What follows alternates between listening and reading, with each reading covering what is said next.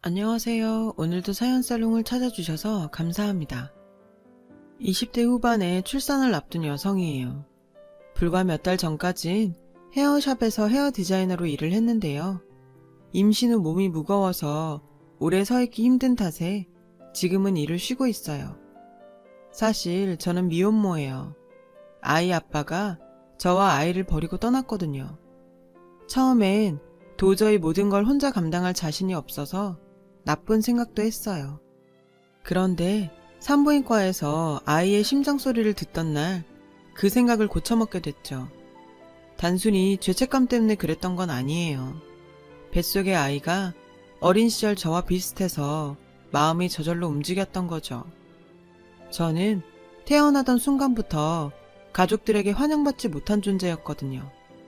그랬던 제가 당장 힘들고 어렵다고 아이를 포기하면 그들과 똑같은 사람이 되는 것 같아 용납이 되지 않더라고요. 그래서 온 힘을 다해 내 아이를 지키고 사랑해야겠다는 마음이 생겼나 봐요.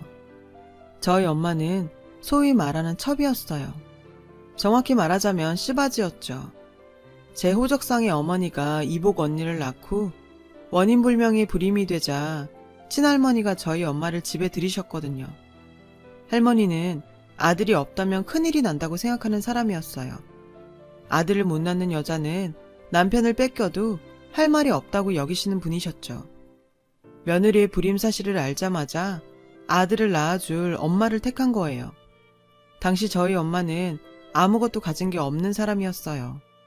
잃을 게 없다 보니 당연히 세상에 무서울 것도 없었죠.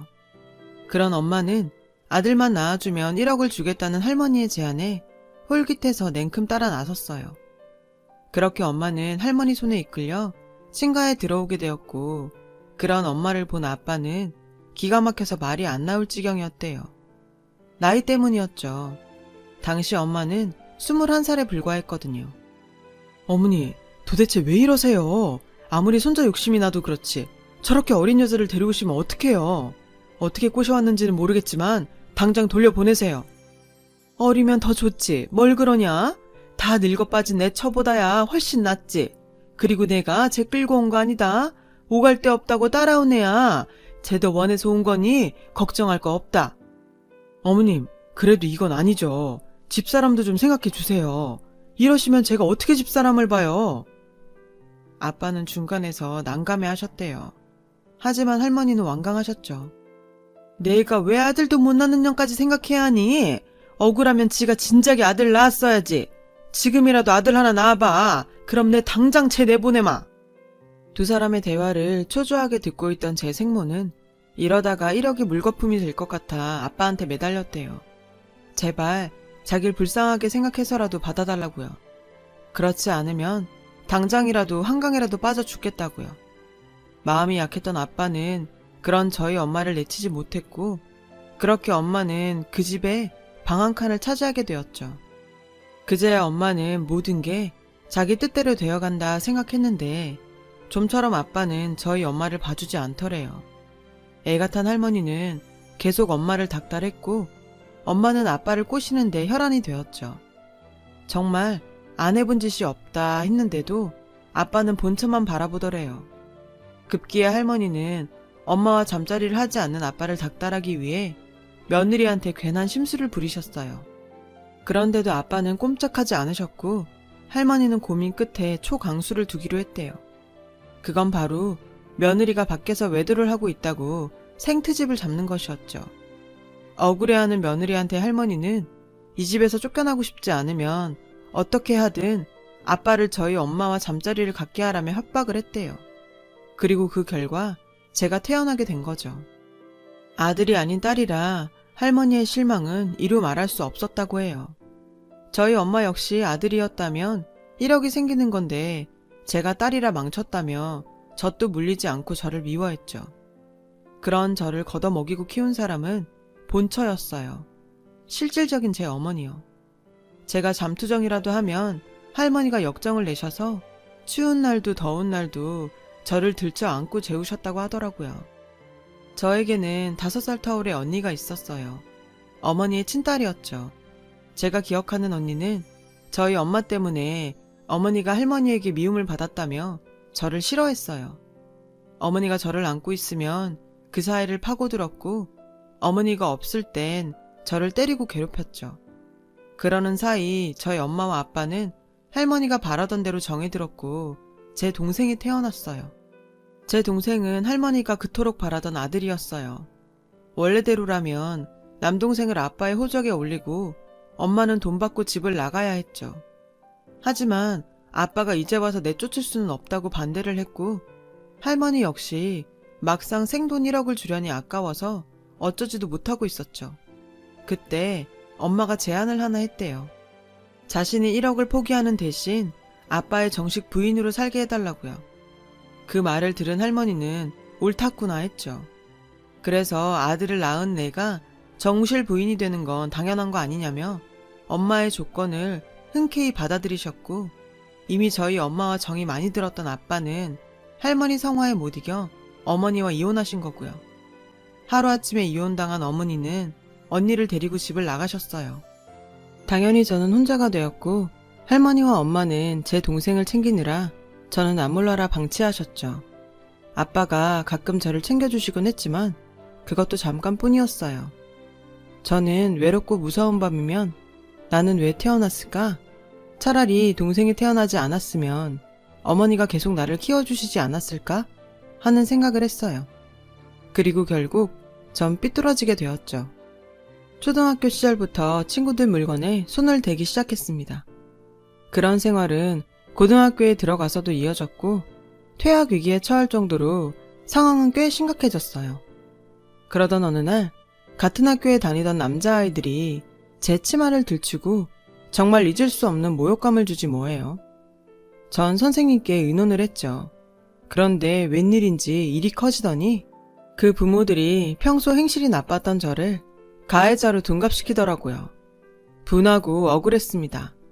하지만 세상엔 저 같은 아이의 말을 믿어주는 어른은 단 한 명도 없었어요. 학교는 사건을 덮기에 급급했고요. 저는 그 길로 학교를 그만두었어요. 이따위 학교에 미련도 없었거든요. 그렇게 학교를 그만두고 집에 있는데 엄마와 할머니는 동네 창피해서 얼굴을 들고 다닐 수 없다며 저를 구박했죠. 내가 왜 자퇴했는지 알아? 나야말로 피해자야. 걔네들이 나한테 무슨 짓을 했는지 엄마가 알기나 해? 왜 나한테 아무것도 물어보지 않아? 걔네들이 나한테...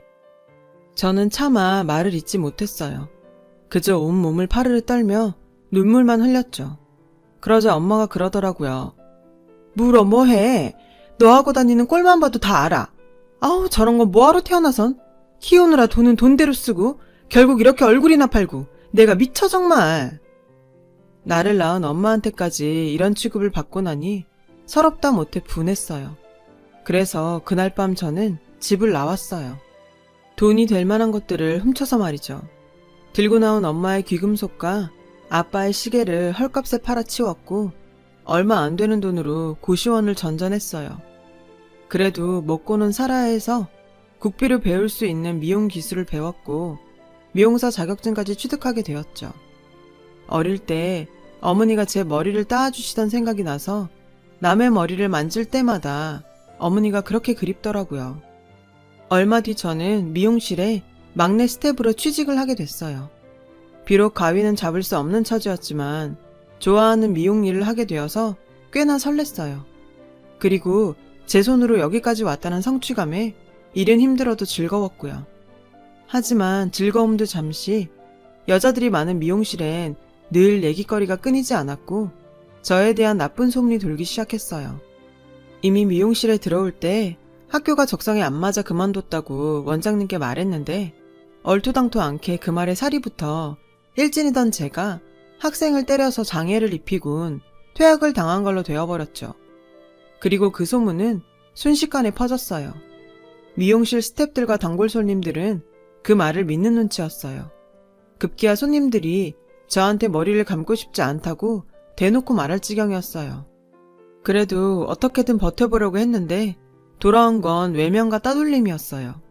결국 저는 억울하게 그곳을 나와야 했어요. 그때 처음으로 알았어요. 인생을 막 산 대가가 가혹하다는 걸요. 그래서 저도 한때 엄마가 그랬듯 자포자기한 채로 살게 되었어요. 그런데 그때 운명 같은 첫사랑을 만나게 되었지 뭐예요. 당시 저는 싼 대학가 기숙방에 살며 편의점 아르바이트를 하고 있었어요. 제가 아르바이트를 하던 편의점은 근처 대학 정문 앞에 있어서 주 고객이 대학생들이었죠. 제 운명의 남자친구도 그 중에 하나였고요. 그 사람은 수업이 있을 때마다 편의점에 와서 커피와 담배를 사갔는데 한 번은 1+1 하는 커피를 계산하고는 하나를 제게 건네더라고요. 일하면서 마시라고요. 별거 아닌 그의 호의에 저는 하루 종일 기분이 붕 떠 있었고 그 뒤로 그 사람에 대한 짝사랑을 키워나갔어요. 평소 하지 않던 화장까지 하면서요. 출근하는 순간부터 그가 오길 기다렸죠.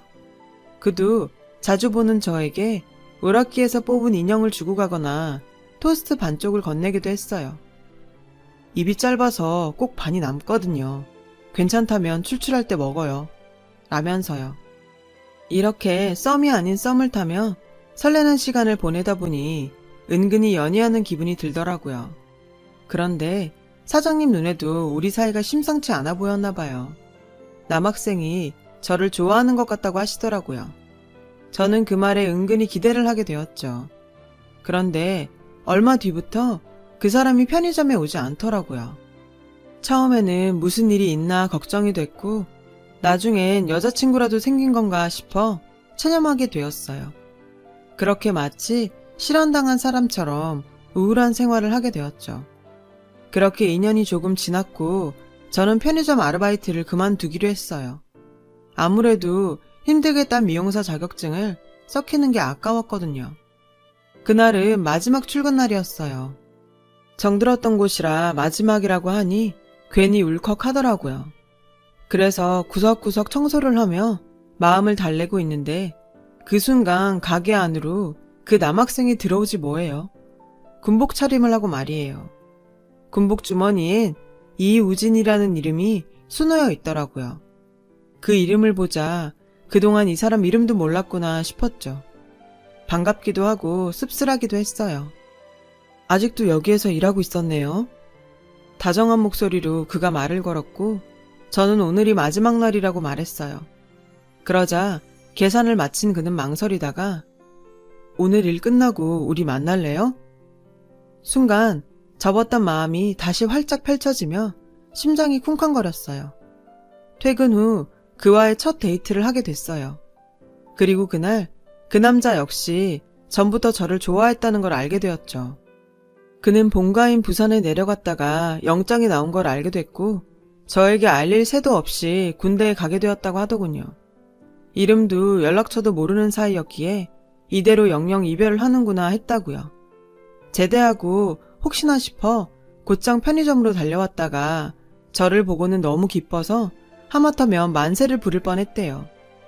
태어나 처음으로 듣는 고백에 전 감정이 요동쳤어요. 그리고 눈물을 터뜨리고 말았죠. 태어나서 처음으로 저를 사랑해주는 사람을 만나게 되었으니까요. 그동안 꽁꽁 싸매고 있던 서로에 대한 마음을 확인한 우리는 걷잡을 수 없이 불타올랐고 그날을 기점으로 뜨거운 사랑을 나누며 연인으로 발전했어요. 그리고 얼마 뒤부터 우리는 동거를 시작했어요. 물론 남자친구의 집에는 비밀로 하고요. 남친은 복학을 했고 저는 미용실에 취직해서 마치 신혼부부처럼 달콤한 시간을 보내게 되었죠. 언젠가 남들처럼 정식으로 결혼식을 올리는 꿈을 꾸면서요. 그렇게 우리는 3년을 함께 보냈고 남친이 졸업반이 되던 해에 저는 초보 딱지를 떼고 정식 헤어 디자이너가 되었어요. 이제 제법 가위가 손에 익었고 저를 찾는 단골 손님도 생겼죠. 이런 게 바로 사람들이 말하는 사는 재미구나를 느끼던 때였어요. 일도 사랑도 순탄하던 그 즈음 저는 소화불량으로 고생을 하게 되었어요. 평소 소화가 잘 안 되는 편이긴 했는데 언제부턴가 그 증상이 더 심해졌고 조금씩 불안해지기 시작했어요. 소화불량뿐만 아니라 생리도 거르고 몸이 이상할 정도로 나른하면서 속이 울렁거렸거든요. 그래서 혹시나 싶어 임신 테스트기를 구입해 테스트를 해보았어요. 결과는 선명한 2줄이었죠. 저는 보고도 믿기지 않았어요.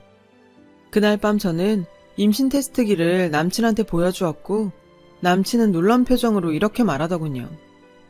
이런 말해서 나도 좀 괴로운데 우리는 아직 부모가 되기엔 미숙한 것 같아. 아직 난 학생이고 부모님이 아시게 되면 아마 네가 상처받게 될 거야. 그래서 말인데 지우자. 사실 기뻐하지 않을 거라는 건 짐작하고 있었어요. 하지만 남자친구 입에서 지우자는 말이 나오니 참기 힘들 만큼 화가 났어요. 그래서 남자친구에게 마음에도 없는 못된 말들을 쏟아냈죠. 그저 서운한 마음의 표현일 뿐이었는데 남친은 미안하다는 말만 남기고는 저를 떠났어요. 두렵고 무섭긴 나도 마찬가지인데 혼자 버려지고 나니 눈앞이 캄캄하더라고요. 그래서 냉정하게 판단했어요. 내 몸 하나 건사하는 것도 허덕이면서 어떻게 애를 책임질 건가. 결론은 하나였죠. 한파로 온 도시가 꽁꽁 얼어붙었던 어느 겨울날 혼자서 산부인과를 찾았어요. 하지만 이런 상황도 모르고 살겠다고 뱃속에서 힘겨운 사투를 벌이고 있는 아이의 심장 소리를 듣자 제 마음이 흔들리기 시작했어요. 나에게 이 생명을 끊을 자격이 있는가? 환영받지 못하고 태어난 게 억울했던 내가 정작 내 아이에겐 태어나는 것조차 허락하지 않다니. 전 제 엄마나 할머니보다 더 나쁜 인간이란 생각이 들더라고요. 그래서 수술을 포기하고 산모 수첩을 받아든 채 집으로 돌아왔어요. 그 사이 남친은 자기 짐을 모두 싸들고 나갔더라고요. 미안하다는 편지와 100만 원을 남겨둔 채요. 마음 같아선 그깟 100만 원 확 버리고 싶었지만 한 푼이 아까운 처지라 그 돈을 지갑에 넣었어요. 남친과 살던 집은 보증금 없이 연세를 낸 집이라 기간을 채우고 나왔고요. 거의 대학생들을 위해 풀옵션으로 빌려주는 집이라 가지고 나올 건 옷가지 몇 개와 화장품이 전부였어요. 전 배가 나오기 전까진 악착같이 일했고 배가 나오기 시작하자 눈치가 보여서 미용실을 그만두고 대전 본가로 내려갔어요. 집 나간 딸이 미혼모가 되어 돌아온 걸 반길 리 없다고 생각했지만 산 딸이 얼마 안 남은 저에겐 선택의 여지가 없었죠.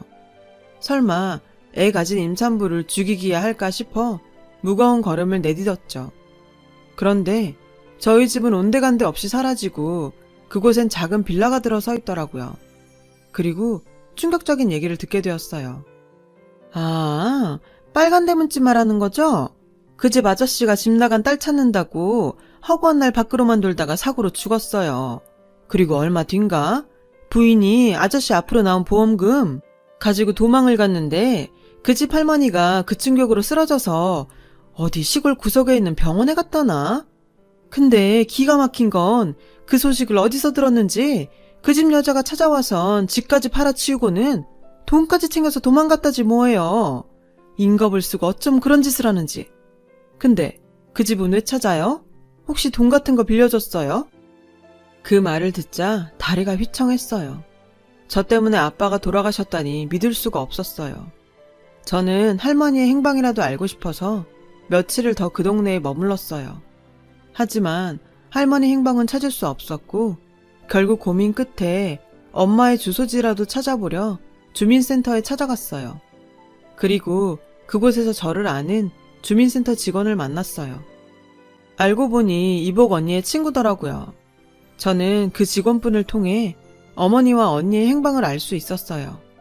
집에서 쫓겨난 이후 혹여 아빠가 찾을까 싶어 멀리 가지 못하고 근처에 살다가 언니가 서울 교대에 합격하자 어머니와 함께 서울로 올라갔다고 하더라고요. 하지만 본인 생각엔 아빠의 사망 소식을 듣고 이 동네를 떠난 게 아닐까 한다고요. 충격이 컸던 걸로 기억한다면서요. 혹시 필요하다면 언니 전화번호를 알려주겠다고 했지만 전 사양했어요. 언니와 어머니께 저는 죄인이니까요. 생모의 주소지는 아직 전입신고를 하지 않았는지 옛 주소 그대로더라고요. 지푸라기라도 잡는 심정으로 본가로 내려왔지만 마음에 돌만 하나 더 얹어 무거워진 상태로 저는 다시 서울로 올라와야 했어요. 당장 어떻게 살아야 할지 막막하더군요. 그런데 터미널을 나오던 그 순간 뜻밖의 사람을 만나게 되었어요. 흰머리가 많이 늘었지만 한눈에 알아볼 수 있었죠. 바로 어머니였어요. 친모 대신 절 키워주셨던 어머니요. 어머니는 임산부가 된 저를 보시고는 울먹이며 제 이름을 불러주셨어요. 주연아. 저는 오랜만에 듣는 어머니의 목소리에 아이처럼 엉엉 울었어요. 어머니는 달려와 저를 안아주셨어요. 어머니 품은 여전히 따뜻하더라고요. 언니 친구가 제 소식을 언니에게 알렸고 언니를 통해 제 사정을 들으신 어머니는 무작정 터미널로 오신 거였죠. 어머니는 아빠도 아빠지만 제가 눈에 밟혀서 집에서 멀리 떨어진 곳으로 이사갈 수 없었다고 하시더라고요. 제가 학교에 다니면서 사고 친다는 얘기를 들으시곤 할머니를 찾아가서 저를 데리고 가겠다고 몇 번이나 부탁했지만 번번이 거절을 당했다고 하셨어요. 제 가출 소식에 당신도 백방으로 저를 찾아다니셨고 아빠의 사망 소식에 모든 걸 놓으셨다고 하더라고요. 그 얘기를 들으니 정말 죄송했어요.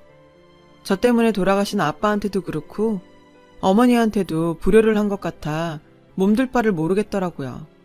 그래서 아무 말도 못하고 눈물만 뚝뚝 흘리고 있었어요. 그런데 어머니께서 그러시더라고요. 이제라도 만나게 되어서 다행이라며 산 딸도 얼마 안 남은 것 같은데 같이 살자고요. 저는 저희 엄마 때문에라도 그럴 수 없다고 했지만 어머니는 막무가내셨어요. 길바닥에서 애를 낳을 거냐시며 내 엄마는 엄마고 넌 예나 지금이나 내 딸이라고 하셨어요. 그 말에 더 이상 거절을 할 수 없었어요. 그래서 염치 없지만 따라 나섰죠. 저는 그렇게 어머니와 언니가 살고 있는 집으로 갔어요. 언니는 저에게는 여전히 무섭고 차가웠지만 그래도 아이를 가진 저에게 자기가 쓰던 방을 내어주었어요. 알고 보면 마음은 따뜻한 사람이었죠. 처음엔 손님처럼 서먹서먹했지만 시간이 지나자 예전처럼 편해졌어요. 그러던 즈음 어머니 지인이 운영하는 미용실에서 출산 전까지 일을 돕게 되어서 일도 하게 되었고요. 산딸을 앞둔 지금은 집에서 아이를 만날 날을 기다리고 있어요. 어머니는 당신이 곧 할머니가 된다는 기쁨에 베넷저고리와 기저귀 등을 장만하는 재미에 빠져 사시죠. 저는 신세 지는 게 너무 염치가 없어 아이를 낳으면 단칸방이라도 얻어서 나가겠다고 했다가 크게 혼이 났어요. 그런데 기분이 좋더라고요. 진짜 엄마한테 혼나는 기분이 들었거든요. 하지만 저 때문에 방까지 비워준 언니를 생각하면 나가는 게 맞다는 생각을 했죠. 그러던 어느 날 언니가 치킨을 사들고 와서는 같이 먹자고 하더라고요. 제가 통닭을 좋아했던 게 생각이 나 사왔다고요. 그리고는 3천만 원이 든 통장을 건네며 앞으로 애기 태어나면 돈 들어갈 일 많을 거잖아. 그거 챙겨둬. 라고 하더라고요. 그 말에 저는 눈물샘이 터져버렸어요. 그 돈은 아무리 봐도 언니의 결혼자금 같았어요. 그래서 전 거절을 했어요. 야, 나 정말 어릴 때부터 너 우는 거 진짜 싫었거든? 내가 뭘 했다고 우냐? 사람 민망하게. 너랑 나랑은 좋든 싫든 자매야. 그러니까 나도 이모 노릇하려고 그러는 거니까 군소리 하지 말고 받아. 이모가 내 조카한테 주는 거니까. 저는 목이 메어서 아무 말도 못했어요. 언니는 자꾸 울면 앞으로 치킨은 영영 안 사줄 거라고 장난스러운 타박을 했죠. 언니는 눈시울을 붉히며 애써 눈물을 참더라고요. 전 그런 언니를 끌어안고 펑펑 울었어요. 그날 우리 자매는 평생 흘릴 눈물을 쏟았어요. 가족 중에 유독 아픈 손가락이 있다고 하죠. 어머니와 언니한텐 제가 그런 존재였던 거예요. 생각하면 안쓰럽고 가여운 존재. 정작 저만 그걸 모르고 살았던 거죠. 이제는 어머니와 언니한테 말하고 싶어요. 저는 더는 아픈 손가락이 아니라 누구보다 건강하고 씩씩한 손가락이 되겠다고요. 당신들의 사랑 덕분에 이제는 자신이 있다고요. 그리고 곧 태어날 저희 아이에게도 열심히 세상을 사는 엄마의 모습을 보여주고 싶어요. 제가 받은 이 사랑을 아이에게도 아낌없이 나눠주고 싶거든요. 길을 잃고 헤매던 철없던 젊은 날은 지나가고 이렇게 다시 찾은 가족들 품에서 저는 새로운 삶을 살고 있어요. 앞으로도 다시는 길을 잃지 않도록 스스로를 다잡으며 살 거예요. 지금까지 제 이야기 들어주셔서 감사하고요. 들어주신 모든 분들 늘 행복한 날 되시길 빌겠습니다. 여러분, 사연 댓글에 응원과 현명한 조언 부탁드려요. 좋아요와 구독은 저에게 큰 힘이 됩니다. 오늘도 좋은 일 가득하세요.